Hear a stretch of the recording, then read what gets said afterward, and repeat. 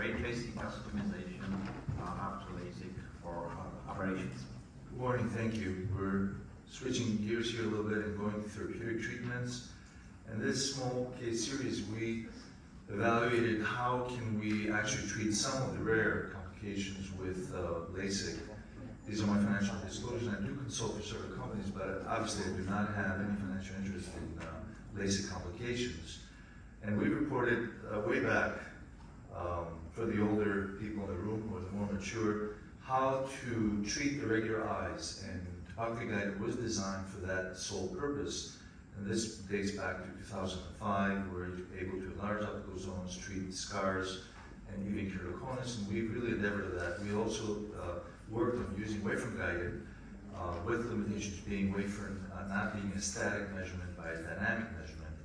And we've identified through treating with topography guided irregular eyes that maybe even normal eyes can be viewed as irregular based on angle kappa. So even regular astigmatism, if it's viewed through the visual axis of the patient, can act as a prism. And we introduced the concept of topography modified refraction to treat more of the keratometric cylinder and normalize the cornea to the vertex rather than the subjective refractive cylinder. Now, all this irregular eye treatment was summarized in the Journal of Cornea Editorial that I had the honor to, by invitation, write and include all investigators. But this is on the subject of keratoconus. So let's jump now to normal eyes. Ray tracing. This is a very new concept of customizing an ablation. It's not waveform guided, it's not topography guided. It's a whole new concept that does not use the glycerin eye. Very difficult to explain, but most of this has been published.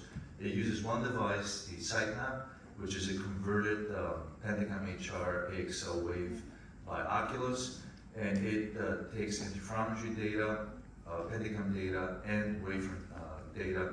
It creates a 3D dimensional, 3D virtual eye, and then ray traces 2,000 rays towards the eye from the scientific imaging and 2,000 rays from the retina with the ray tracing imaging, and it's able to give you lower aberrations, so myopia, astigmatism, higher aberrations, as well as tilt, viewing the lenticular level of the eye and the corneal level of the eye, and whether there's a tilt between them, which may occur after a laser vision correction. Quite complicated. We reported on virgin myopic eyes, and the data are really promising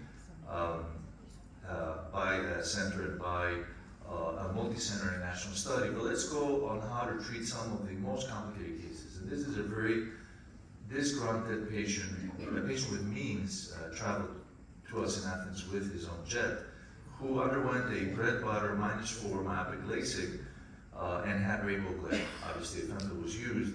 For the rainbow glare, he had a second treatment elsewhere where they lifted the flap and they did PTK on the backside of the flap. Brilliant concept that dissolved the rainbow glare, but the patients kept complaining for significant photopic, mesopic, and scotopic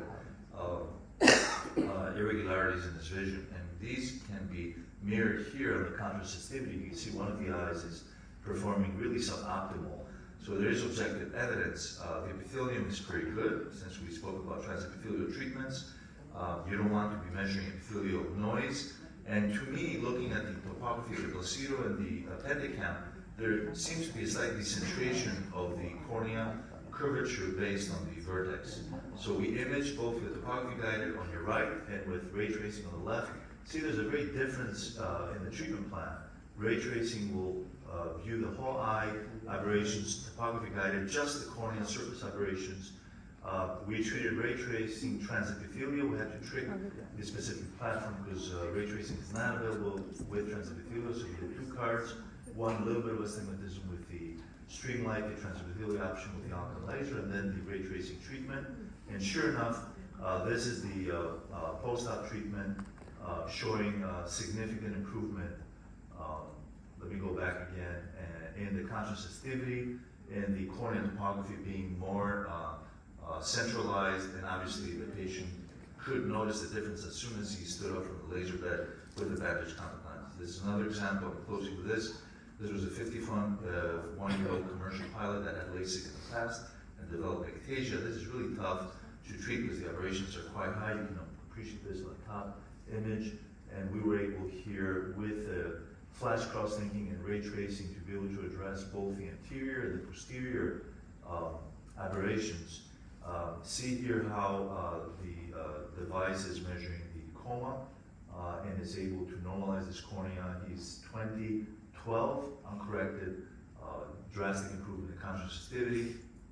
These are very difficult cases to treat. You need to evaluate with multiple modalities, and of course, we can never promise that we will make it better, so one has to be skeptical whether he will take upon it.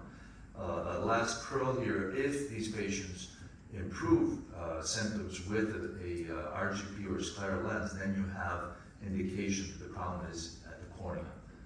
This is what we rigorously discuss, because if they don't improve with a scleral or an RGP lens, likely these are aberrations on the lens of the rest of the eye, so there's no means to pursue a cornea solution. So as a result, in the small case series, we found an alternate tool in our toolbox to treat some of these irregular eyes. If you do enough cases, you will have eyes that have higher aberrations and irregularities, and main metric was the improvement in contrastivity, and obviously the objective measurements were wavered.